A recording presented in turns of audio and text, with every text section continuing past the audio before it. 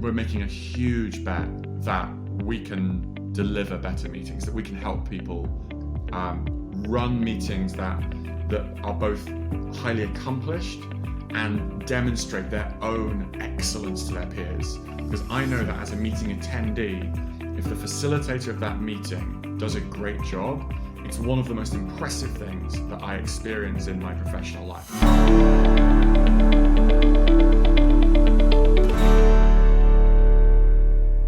Thanks for tuning in. My name is Galen Low with the Digital Project Manager. We are a community of digital professionals on a mission to help each other get skilled, get confident, and get connected so that we can deliver projects better. If you want to hear more about that, head over to thedigitalprojectmanager.com. Hey everyone. Thanks for hanging out with us on the DPM podcast. My guest today is the co-founder and CEO of Hive, a collaboration-oriented company that develops an AI-based project management tool used by brands like Uber, Starbucks, WeWork, IBM, and more. He holds a master's in mathematics and law from the University of Cambridge, he can fly a plane, he cycles through East Village religiously, and he taught himself to code specifically so that he could build his product. Some say he's a man of sheer will, others say he's a disruptor, but more than that, he is a self-professed teamwork nerd and is extremely passionate about collaboration culture and effective meeting management. Today we're going to be talking about his recent article on the Digital Project Manager titled How Bad Meetings Can Kill a Good Project, and just generally dive into how we can make meetings less of a time suck and more of a collaborative propulsion engine for our projects. So folks, please welcome Mr. John Furneaux. Hey John. Hey, how you doing, Galen? And thank you very much for your kind words. I did my research on you leading up to this podcast, and I was very impressed. Really looking forward to this conversation, for sure. I thought maybe we could start just by getting to know you a little bit.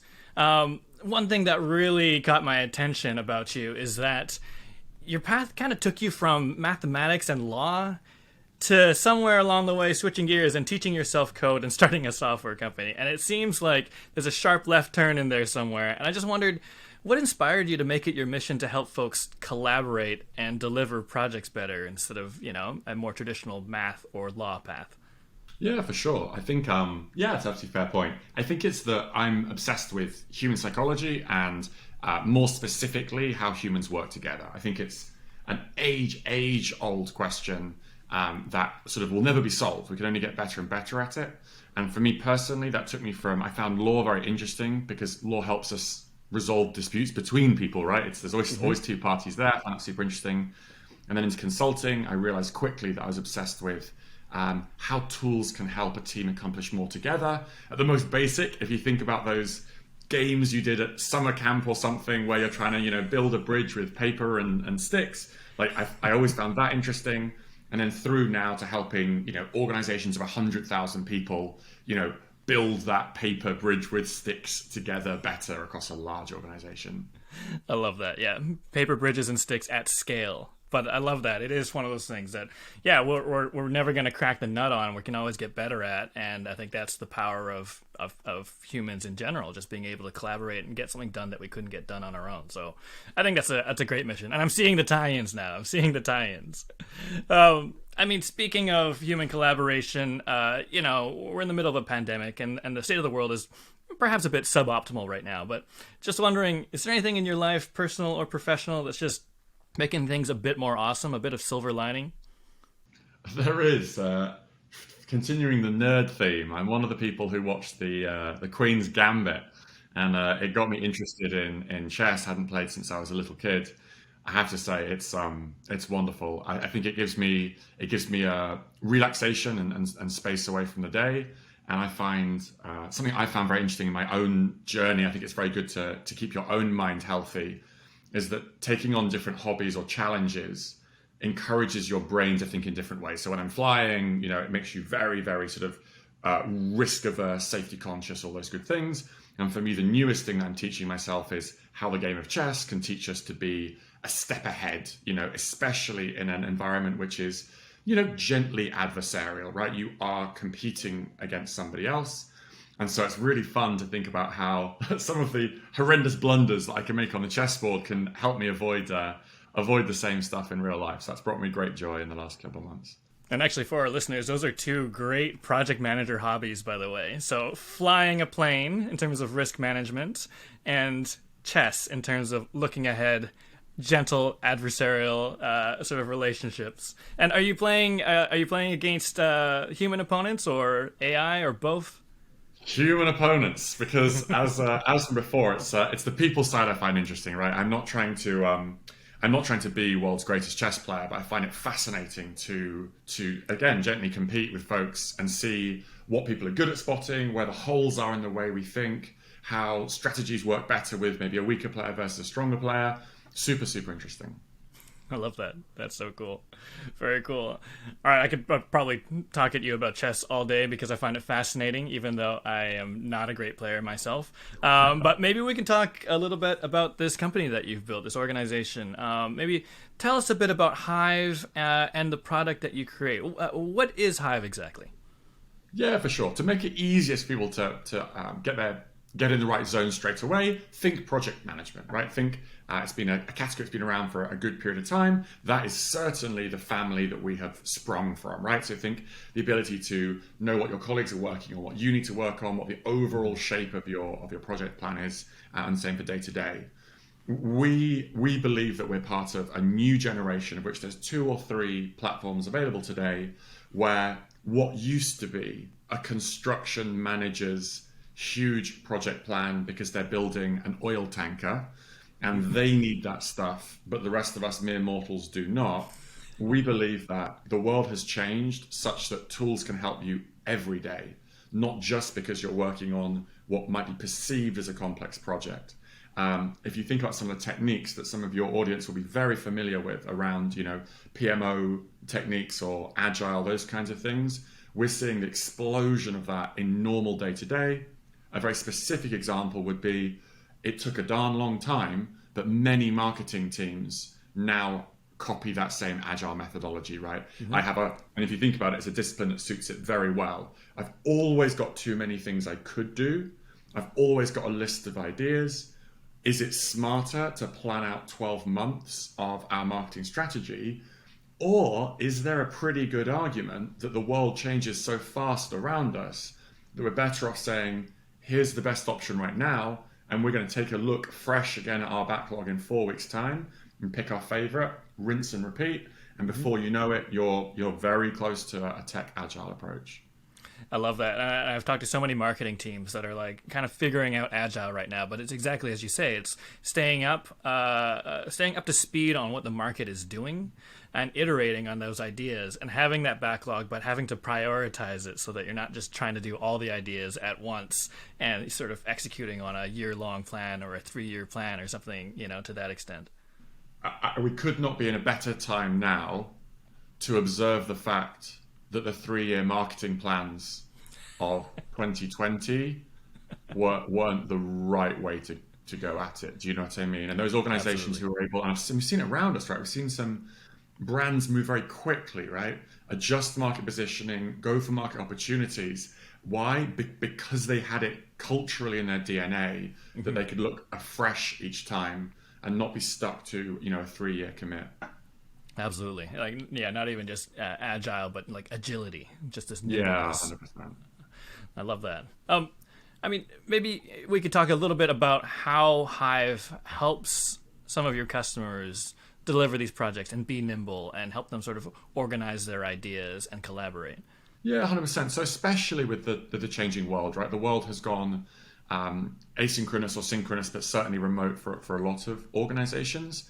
I always say of Hive or a platform like Hive, we aspire to be not the person on center stage. We aspire to be the men and women in black outfits, making sure that everything's ready on stage so that the actors can shine, right? If we do our job properly, someone shouldn't notice Hive in their day, if you know what I mean. Our job is to give you the right information at the right time so that you can focus on the stuff that you care about, that you're good at. So let me be more specific about that. If you ask many designers in larger agencies, they will say, my goodness, so much of my time is spent in back and forth with approvals, or back and forth with the brief, or back and forth with, I need to log my time. I need to go to a status update meeting where I sit there. I don't actually say much, but I've just lost 45 minutes that could have been, extended deep thinking time. Hive aspires to do all the things for the team, that don't require the core talents of the team. Hive will never draw you a beautiful graphic. That's your job. But Hive can make sure that it seamlessly gets to your client, that the approval of that is super easy, that you never need to tell your manager that you did it because Hive's got that covered for you. Hive can do all those pieces so that if we do our jobs properly, you spend as much of your day as possible doing what you love and doing what you're super talented at. I love that picture of like the stagehands dressed in black, kind of being transparent to make sure that all of the play, so to speak, is sort of going as planned, but actually being quite invisible. And I was reading about the product and I was like, oh, AI-based project management software. Is it going to manage my projects for me? Not in the sort of literal sense of the word, but it is going to amplify my ability to do my job, to focus on, to your point, the human side of things, the risk management side of things, and things that we can't necessarily automate, but, so that we don't have to spend time, reporting up and saying, listen, my task is done, or receiving all those reports saying, okay, my task is done. Just freeing up people's time so that they can focus on what they do best. I really like that. That's very cool. And then like you mentioned, the world's a different place than it was before 2020, and anyone who sort of had a plan had their plan turned on its head. And I'm sure Hive also had its plans turned on its head to a certain extent. What are some of the challenges that you're dealing with today as an organization? I think there's going to be the key question is culture, right? Of course, it's culture. So we went from being an organization all together in the World Trade Center here in New York, and suddenly we went. I remember so vividly, as many other people will do. I remember the day that we took the call to move to work from home. I remember leaving like that afternoon, and us all saying, how crazy this is. We'll see you on Monday, or Right. First thing was like, oh, we're going to be out of the office for 3 days or whatever. And little did we know that was actually the last day that we would spend in the office together. So we moved to remote. I think the culture question is, human beings are inherently sociable animals. How do you maintain the bonds of friendship and professional trust and pride in each other in a world where you are not going to be spending all day together? Now, I have to say, I do think it's a mistaken argument to believe that anybody needs to be sat at a computer next to another person on a computer for 8 hours in the same space to accomplish that, right?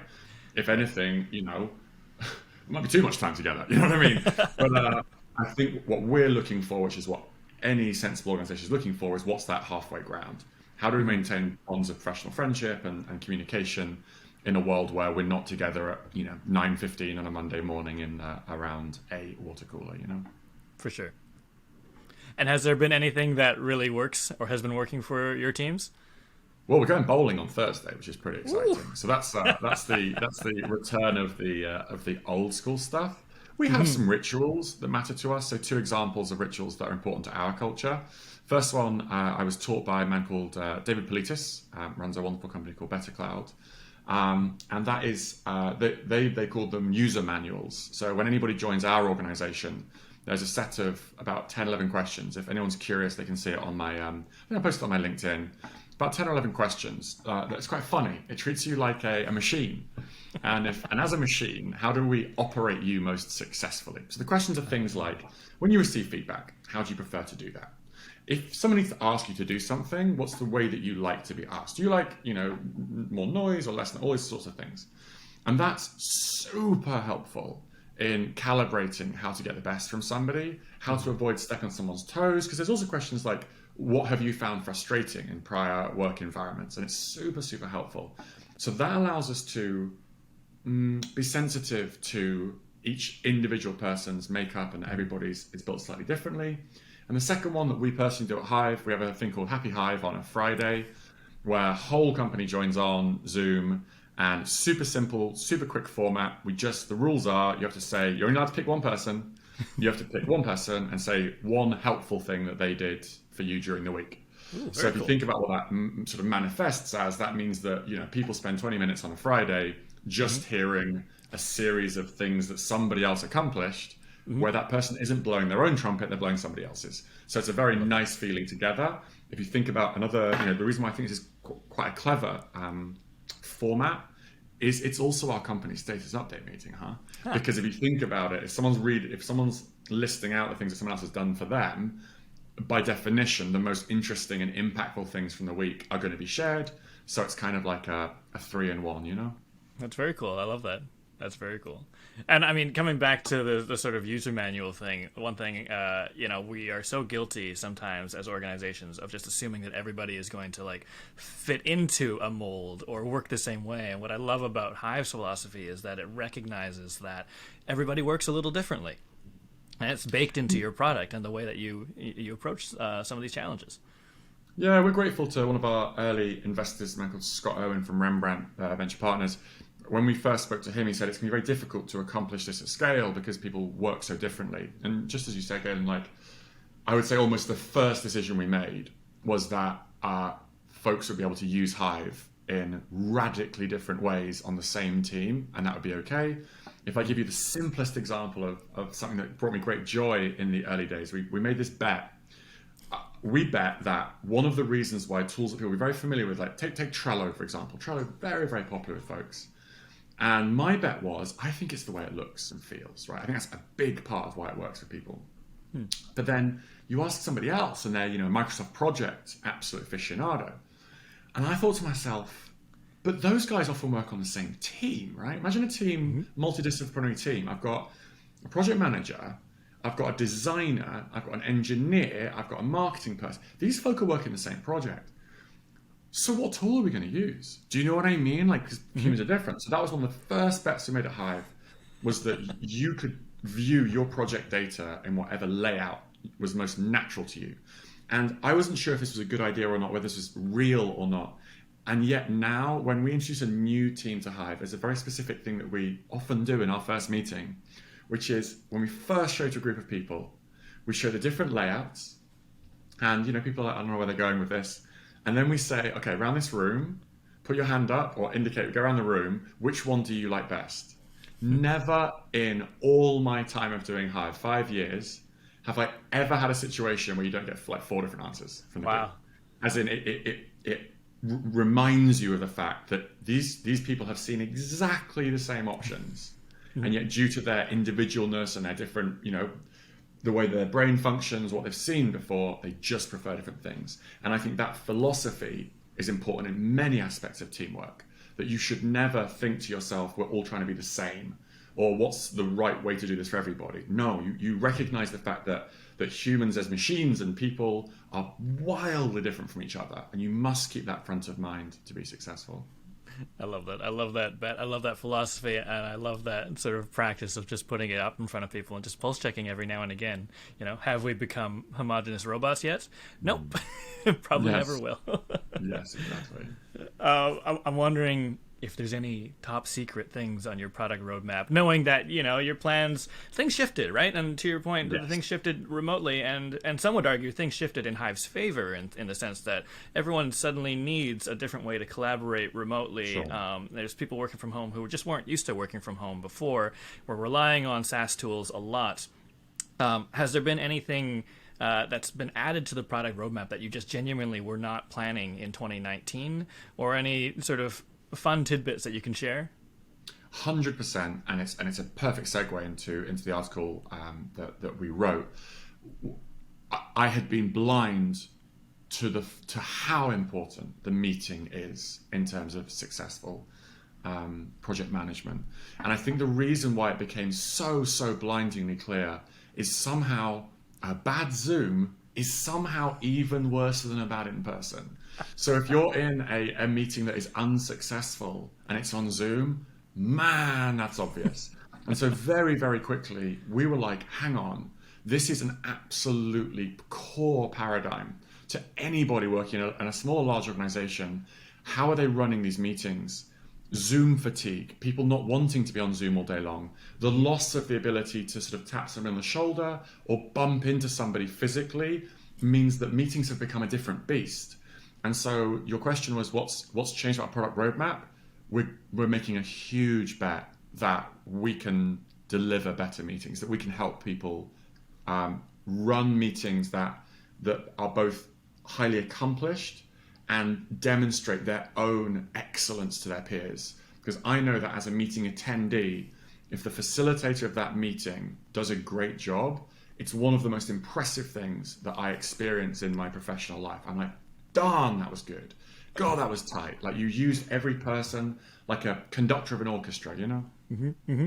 I totally agree. And absolutely, a bad Zoom meeting is just exponentially worse than a bad in-person meeting. And yeah, maybe it's not appreciated enough. I think it's appreciated now, but maybe still not enough. That appreciation of facilitating a good meeting, especially when it's, a remote sort of video conferencing situation. And I think you're right. I think it's a perfect segue into talking about your article. So let's talk a bit about that. So you recently did a post on the Digital Project Manager on bad meetings and the impact that they can have on an otherwise perfectly good project. So for those of you listening who haven't had a chance to check it out yet, I'm going to include a link in the show notes below. Check it out. It's an excellent read. And John, first, I have to say that as a huge meeting nerd and a perfectionist who is always putting a lot of effort into sort of planning a meeting only to have none of them really kind of go the way I'd like them to, reading your article was really sort of soberingly relatable. But let's maybe start from the beginning overall. So we've kind of been hinting at this just in terms of meetings. They're not everybody's favorite thing. Sometimes they can be a huge time suck. So I thought I'd ask just your take on why do so many people hate meetings, and why are our calendars still full of meetings regardless? Yeah, 100%. I mean, if you take the absolute basic tenets of a good meeting and then you check against your own calendar, what proportion of your meetings meet those, the answer, as you said, is kind of sobering, right? So let's think of some absolute basics.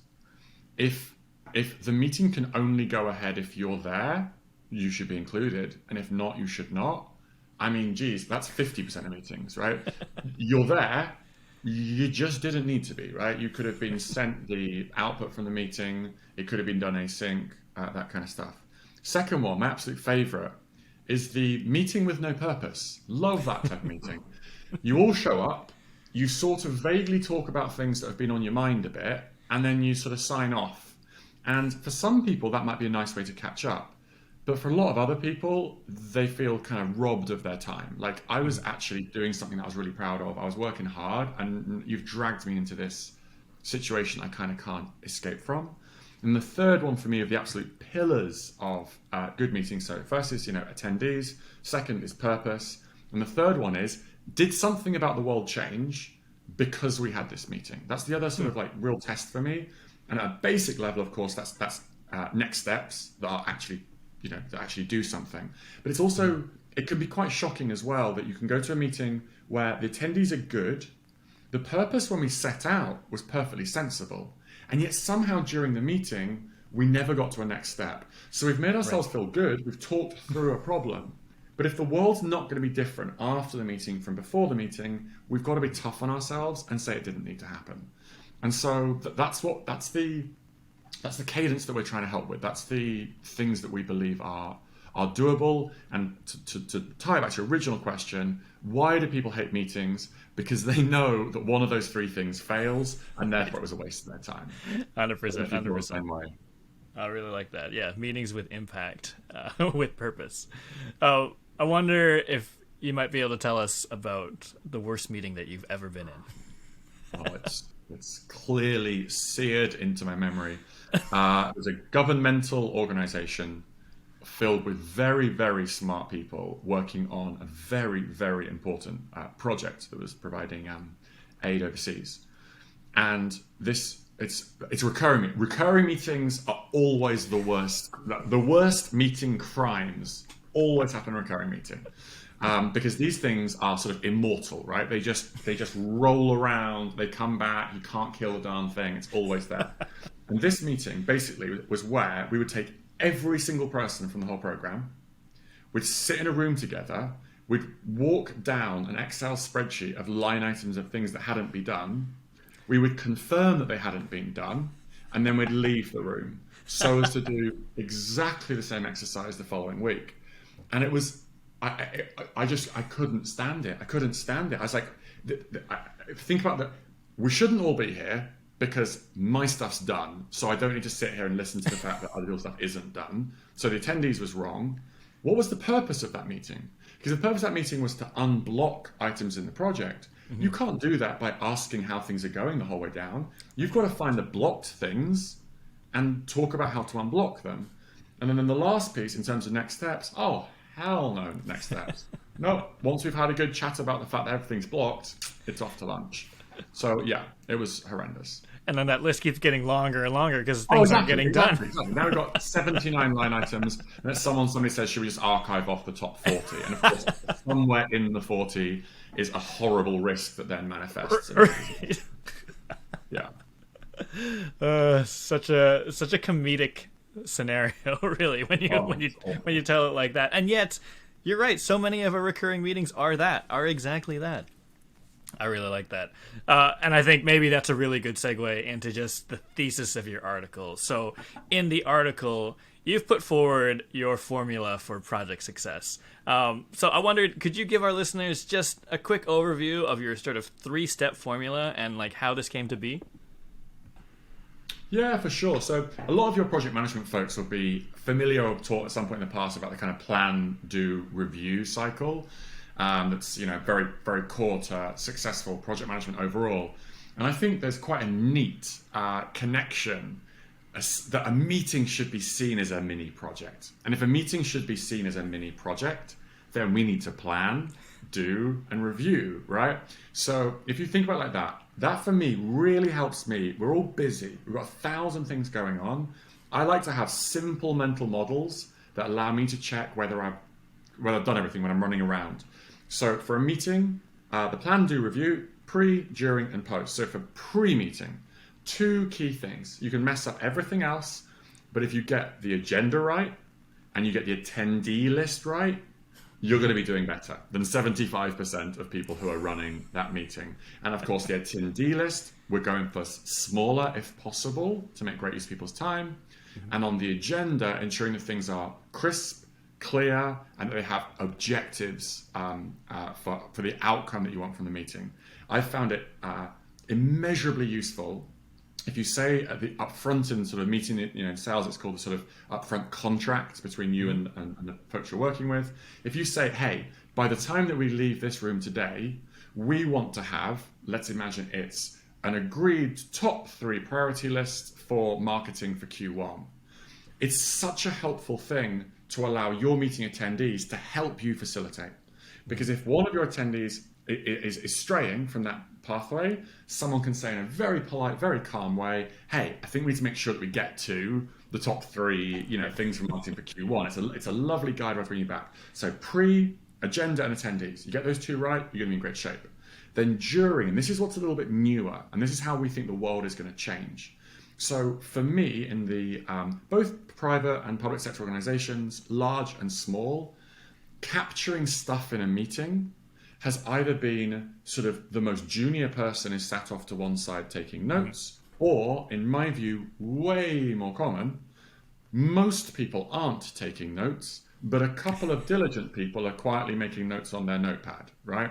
And what does that mean? That means that afterwards, the folks who are slightly less well organized just drop their next steps, right? Because they've gone into the ether. And then lastly, the other sort of problem that faces is somebody makes a slightly vague statement about, well, I really think marketing should X. Half the room thinks that marketing is going to go and do something, and half the room, probably marketing, thinks there's nothing really needs to be done. So what do we believe is going to change about the world? We believe that the next steps captured in a meeting are going to be visible to everybody as it happens, so that it's crystal clear that we are either taking on a next step or we're not, who's doing it, and of course, for the basics of a next step, often there's a timeline with it, right? So Bob is going to do X by next Friday, Lisa is going to do Y by next Tuesday. Everyone can see that clearly as it happens. Super, super, super clear. And then the other part there is to make sure that everybody in the meeting has the opportunity to contribute. A technique that I particularly recommend there is to call folks out by name. Again, in terms of character and personality type, there are folks who will simply not speak up, but they've probably noticed something that the rest of us have missed. And Right. the only way we get that gem into the meeting is to say, hey, Simon, you've obviously heard everything from today. What do you think the biggest risk is? And Simon or Lisa or Jim will pop up and say, well, have we considered the fact that that's illegal in Germany? And we'll be like, that is an absolutely outstanding point. Right, let's revisit. You know what I mean? But we only got that because we proactively pulled for everyone's input. 100%. I The love third that part, sort of last part, conclusion. pre, during, and post. And then post, the key here. So let's imagine that we nailed the agenda, we nailed the attendee list, we showed up, we captured our next steps publicly, we got everybody's input. Now we're so close to the line.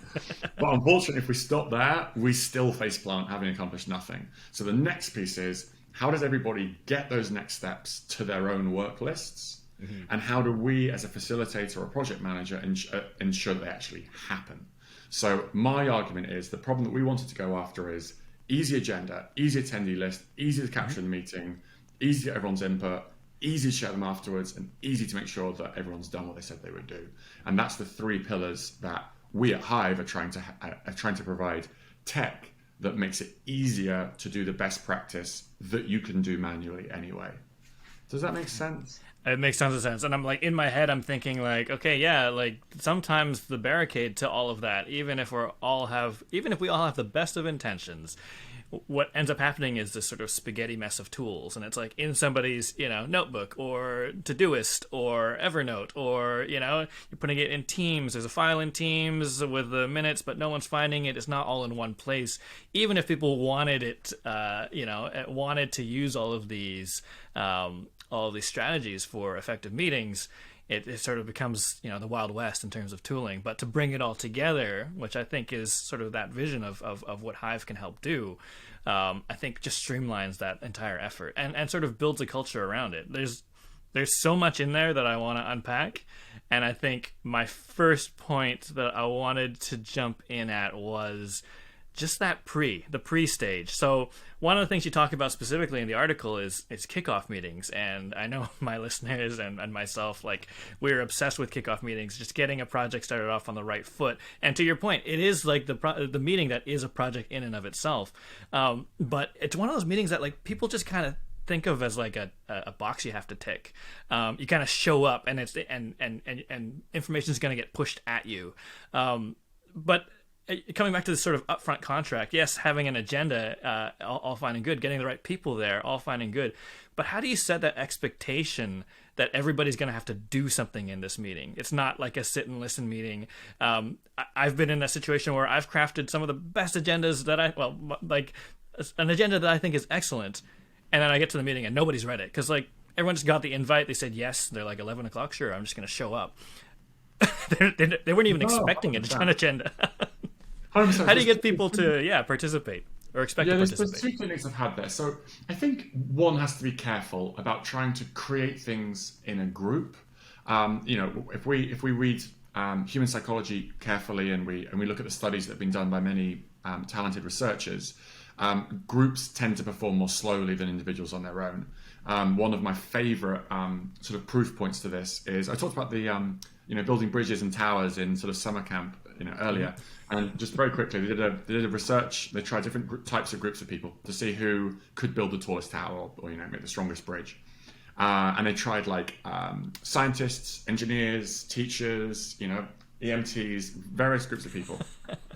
Guess which group of people was by far the most successful in this exercise? What category of person? Project managers. And you would hope so, right? You'd hope construction workers, right? They're building the real bridges. Well, yeah. It turns out it's children, and the reason so very young children, and the reason that young children do so well in these exercises is that they actually don't cooperate very much. They all go and pick up a piece of paper, and a piece of string, and a piece of whatever, and they just go and try and build this thing. And essentially, trial and error turns out to be a very strong technique for this game. Now, I'm not arguing that we should, only have children in our meetings. That'd be a strange workplace. But what I am arguing is that it's important that pre-work is done prior to the meeting, so that when we are forcing ourselves to move at the pace of the whole group, we're doing so because we need to. So, to your particular example, what would I advocate for? If we have work that needs to be done together, I would be advocating that we expect Bob and Lisa to bring X to the table for the meeting for review and discussion, and that Jim and Sally are bringing item 2 to the table for review and discussion. In my experience, the really successful thing is the gentle social pressure of knowing what I've done is going to be put on the table in front of everybody. So if, Bob and Lisa might fail to do that week 1, but they're not going to fail to do it week 2 because it's going to be really embarrassing when it comes to their agenda item and they have to admit we didn't get ready for this.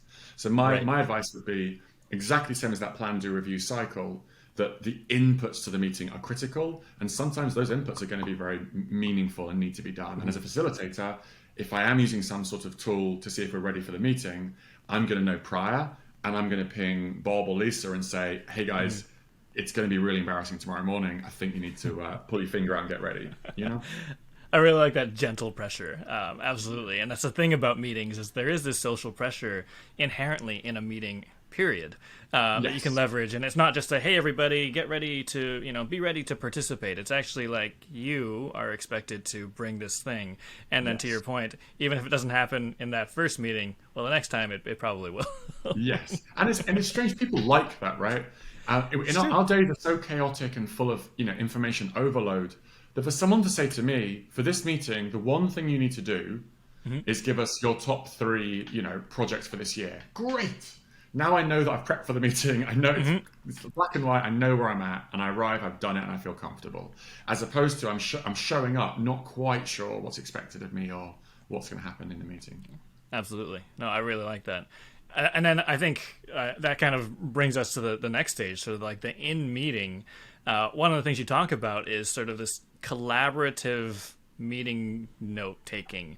And yes, I think the picture you painted earlier, it's like, usually the most junior person in the room gets asked to take notes. And, they then shut off their brain and just capture, but aren't then involved in the meeting. Or nobody takes notes. But this notion of like, everybody taking notes together, I think, is a fascinating thing. And I think a lot of our listeners might ask, well, what does that look like in practice? Yeah, I thought it would be chaotic, but I was wrong. Social pressure and the way that we work stops it being. So if you take a note and you structure it gently, and it has, think about like a Google Doc type canvas, right? And you have sort of official agenda and the bullets from the agenda. And then beneath you have like additional agenda items. And then you have like next steps. You get this very, very cool dynamic where we can all see them. And there's little social interesting things that happen, right? Someone will make a typo in the notes and somebody else will just go and tweak it as they're going through. Because they're watching it, they're not writing anything, right? So they just fix a typo. And then somebody halfway through who would have interrupted the speaker with another thing they've thought of they want to talk about, just pops it into the agenda items so that it neatly takes its place at the end of the agenda once the meeting owner stuff has got through. And if we run out of time, we're not going to get there. But that's the way it should be, right? Those extra items should play second fiddle to the main ones. And then the next steps. The next steps are being written in front of us. So if there's one that somebody thinks isn't quite right, they can just say, hey, my understanding of that next step was that it had to be done by Friday, no? And everyone can see it. So everyone can fix our meeting outputs right then and there. And I just think that's such a healthier way to agree as a group what we're taking away from this experience, rather than having one person do it in isolation and then the awful, CC email chain of, hey guys, do you remember if it was the Thursday or next? I hate that stuff, right? Let's do it then and there, so we walk away with a nice, official, shared understanding of what we said we would do together. And I think like that's the key there, is that I think coming into this, I was like, okay, collaborative note taking, everybody just automatically knows what to do, and like, how is that ever going to happen? But to your point, it's not. It's that it's kind of messy and it's collaborative, and you have to talk it out. Someone's typing the same action item as you, and you can be like, no, I got this. And it's actually a conversation of like doing work together. Yeah, and of course we have a lead, right? Of course we have somebody who is leading on taking the next steps. Of course we do. But it's the fact that we can all contribute to getting the best possible notes, rather than one person doing it and any mistakes they've made are now in the record forever, Yeah, it's like peer reviewed in real time. Yes, meeting very minutes. good. Do you want to join the marketing team? We'll get you. Yeah, there you go. No, Awesome. it's good. We use it all the Poached on time, the right? podcast. It's changed my life. It's changed my life. It's absolutely fantastic. I love it. I absolutely love it. And I mean, I think maybe even some of the post is true as well, because I'm that person who, I've taken the meeting minutes and the actions, and then I'm gonna spend 15-20 minutes afterwards cleaning it all up and making sure it all sort of makes sense and it's polished and it's something that you could, I don't know, print and frame on the wall, which nobody has ever done ever, but that's my mindset. But what is your take on that? Is it like whatever it is at the end of the meeting, that's what it is, or like is there value in sort of putting some polish on some of it afterwards? So here's what we find is the reality. The stuff that you're putting in that isn't, because of course that's true. Of course you want a polished thing, especially if it's a client meeting, that type of thing.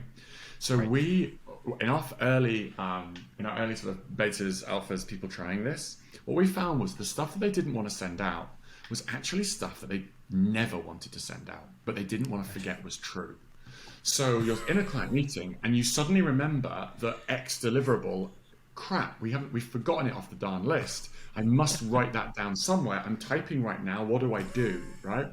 And that's one of the reasons why the notes have to be secret and then polished and then sent out, because they've got stuff in that's basically sensitive. The way that we attacked that was to simply have a private notes section. So the things that are popping into your head that are, I don't want to deal with this right now, I'm going to think about it afterwards, you pop them in the private notes section so you can think about it afterwards. And the main section is almost like the court record, right? The court record is like, here's the things that we're happy for everybody to see or whatever else. And of course, you can always tidy it up afterwards. But I think it's still healthy for folks to have seen what we're saying together. And to your point you just made, it is important to be able to write down things that are not shared with everybody on the call immediately. Yeah, I love that notion. And like, if I were to share a page from my notebook, it's like a very messy mix of that stuff that's actually happening in the meetings. I have a little note that says "aside." What do we do with that thing, right? Or related. Exactly. If your brain pops something, you need to put it somewhere. Yeah, I agree. It's just this. Yeah, it's these nodes of thoughts, and yeah, not all of them are going to be for public record. I really do like that. I think that's very cool. And then, I mean, what kind of impact have you seen collaborative note taking have on a project? Is it sort of something that changes like productivity overall, or like an approach to meetings? Velocity. It's velocity. It's, if we think about the recurring, I really am obsessed with recurring meetings. Something that's so interesting. Imagine if in a status update or recurring meeting where you're trying to drive something through, imagine if you could just get 1 or 2 extra items that were raised last week done prior to this week. That effect really compounds. So that project that was going sideways, was behind, or is about to go behind, actually, wow, it's kind of starting to creep back again. And why is it? It's because we were crystal clear on the most pressing problems. We shared them really clearly. We held ourselves accountable, and we darn well got them done prior to the following week. So now we're biting into our backlog because all the stuff that was blocking us got done. So now we're biting into the new stuff again, rather than coming next week and everybody feeling that sense of frustration and stagnation because all we're doing is talking about the same darn blockers every week. Right. No, I like that. I think that's very cool. And I think that this sort of notion of like recurring meetings and iterating and being productive in them, I think it was a bit of an enlightening thing, actually. So actually, the sort of rinse and repeat aspect of the article was actually my favorite, because I'd actually never really thought about meetings as a project process, right? So as project managers, we're like, okay, we need a process for project communications. We need a process for risk management, planning and sort of, dealing with change.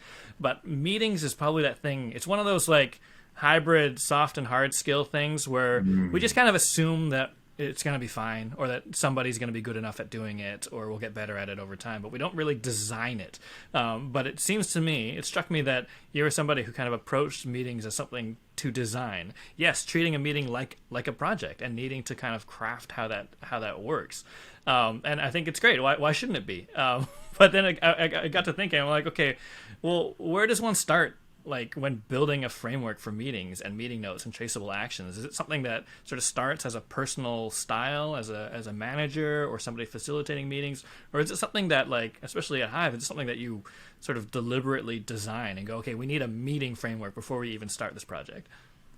I'd love to say I'm clever enough to have come up with myself. So we talked about my early career. I worked at Capgemini. consulting firm in the UK, where they put me through hell learning how to design and run a great meeting. One of the things that the folks at Capgemini are probably even best at is running great sort of implementation programs and bringing execs together for effective meetings. And yeah, there's just like 60 slides worth of things to consider, aspects. There's also really subtle things, right? There's things like, I mean, it's not on Zoom, but in a physical meeting room, things like temperature, things like time of day. Are people hungry? Are people thirsty? Are people too hot? Do you know what I mean? All these things that contribute to, it's so important to remember we're animals, we're animals. And if you want to get the best out of us, treat us well, you know what I mean? Get good sugar into our bodies. Make sure that we're feeling fresh. Choose the time of day. If it's a contentious meeting, you might want to go later in the day when people are feeling sort of more mellow and fixed in. If it's really mentally difficult, get in there early while we've still got our high mental reserves. I love that sort of thing. But to be specific, I was taught how to do it. If people are interested, they're welcome to reach out to me, and I'll see if I can find any materials that I, of course, would not still have kept. Well, bless the management consultants. There's just like an ocean of knowledge, probably all acquired the hard way, right? Of having too many just before lunch meetings or just after lunch meetings.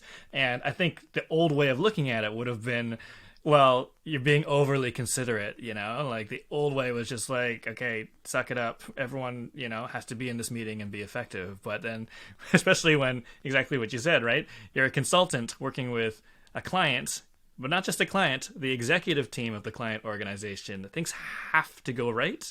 And we're animals, right? We need to be treated right. Coming back to that user manual thing, it's like, yeah, we can optimize and tune the machine because everybody's different and we all have different needs. And there are some things that we can predict and just make good decisions around for those meetings to be effective. Because at the end of the day, they're not just meetings. A lot of people are, would say, okay, just a meeting, or I've got to be in this meeting, and it's just sidebar. But especially as I'm reading through your article, it's like, but actually it's work getting done. It's collaboration.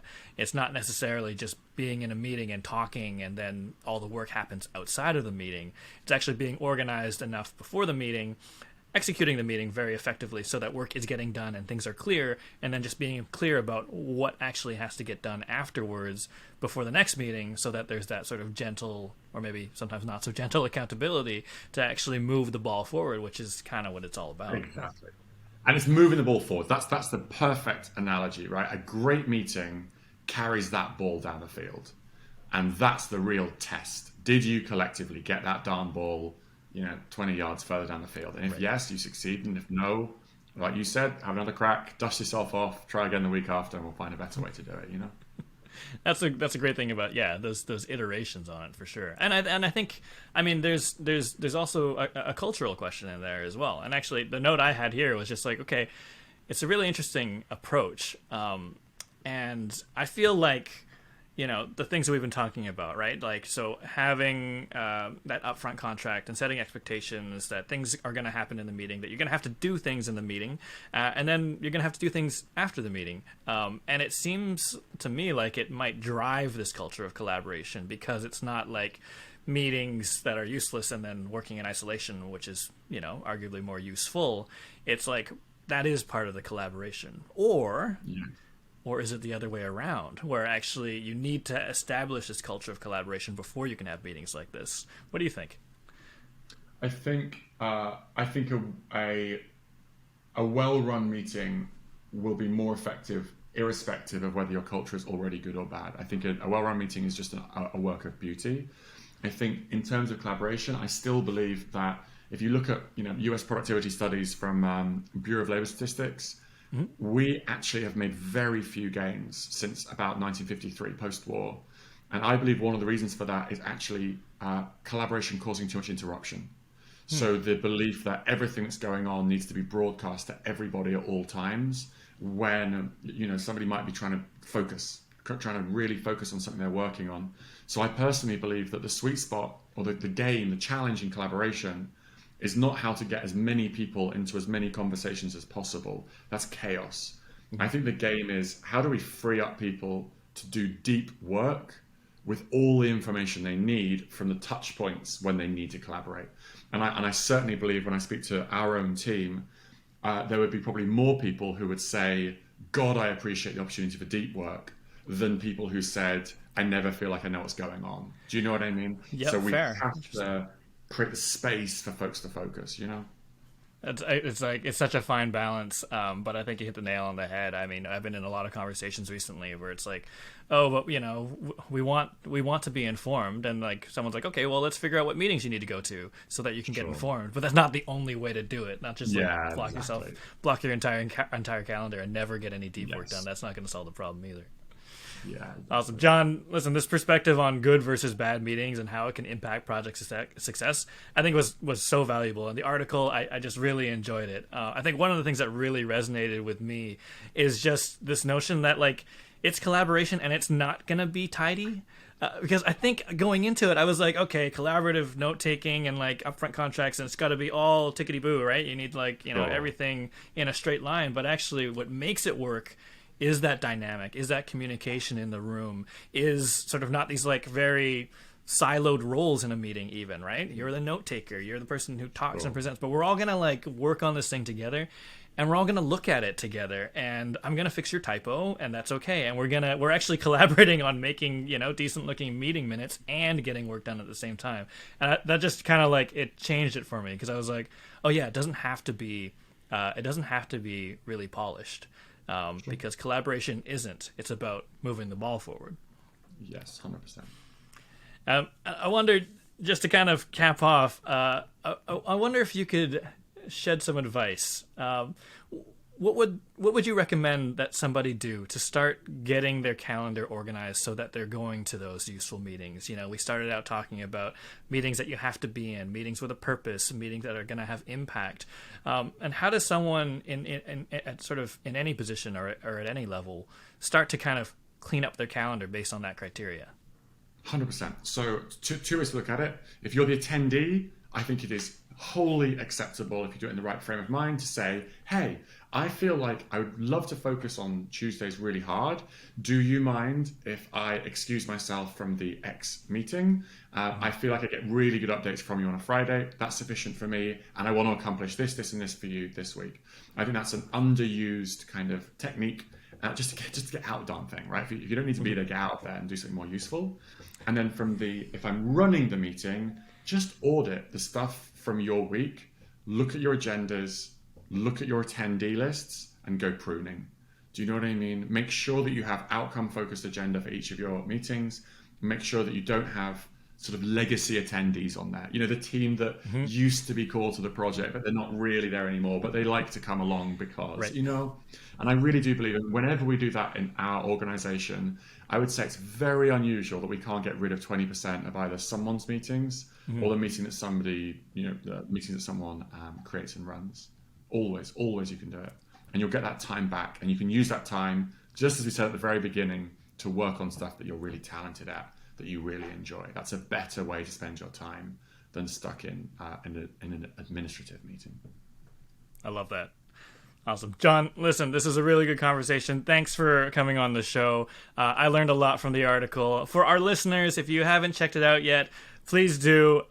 John's article on how bad meetings can impact the success of a project. It's got a lot of great strategies in there for just making sure that you're treating meetings in a way that makes it less of a drag and actually helps move the ball forward and get work done. So great tips in there. John, always a fun conversation. Thank you for shedding light on just your approach to meetings and also what you've got going on at Hive. I am really eager to see how some of these new features roll out, and I wish you guys all the best of luck. Appreciate it, Galen. Thank you very much. So what do you think? What are your hacks, tips, and tricks for getting work done in meetings and driving your project forward? What works? What doesn't? Tell us a story. Where do your meetings always seem to go wrong? And what strategies have led to your biggest meeting wins? Tell us in the comments below.